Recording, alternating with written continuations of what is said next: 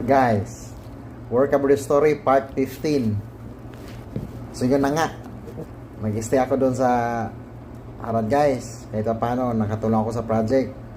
So almost natapos yung commissioning doon guys. At saka umalis na rin ako doon. So ako naman, nung time na yun kasi guys, gulong-gulo yung isip ko kasi gusto ko talaga mag-offshore.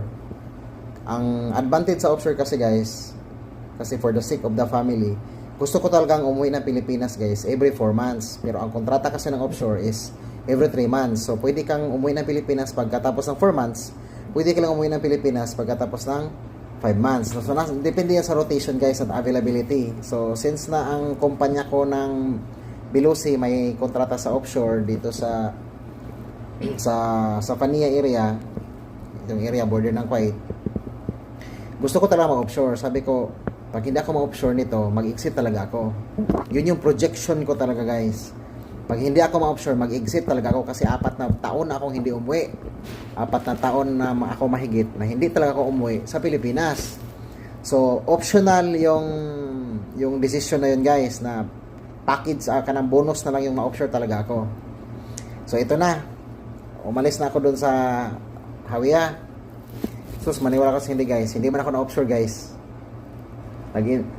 Nagharap na ako sa computer sa schedule. Nangyari to guys, November. Pagharap sa computer guys, wala man ko interview ha guys. Niingon may hinoon nga, busy si Pulano. Dili ka ma-interview. Pero na-interview guys, ang duha na ako kakauban nga mga welding at saka mechanical. Ibang lahi yon. Na-interview sila through online lang din, Skype. Ako naman, nag-antay ako doon. Hindi ako in-interview.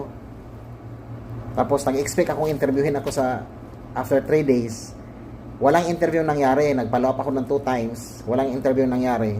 Nirelease lang nila na rejected yung application ko. Kasi parang may miscommunication siya guys ba. Pinopropose ako na hindi sinabihan itong present ko. Hindi ka naman basta-basta aalis guys sa isang project hanggat hindi ka ma-release. So parang nagkaroon siya ng konting conflict. So yun ang naging output nun. So yun na, parang mainit na yung ulo ko nung time na yun. Kasi ako nag-project ko na i-confirm lang na sana nilang tanggap ako. Pwede ako mag-join after 2 to 3 months. Basta i-confirm lang nila na tanggap ako. Yun yung projection ko nung time na yun. So reject man siya guys. So nadismaya ako nung time na yun. So ayun, tamang-tama, tanggal ako sa project. Tapos na-stay ako dito sa Damam, sa accommodation ng kumpanya. So yun yung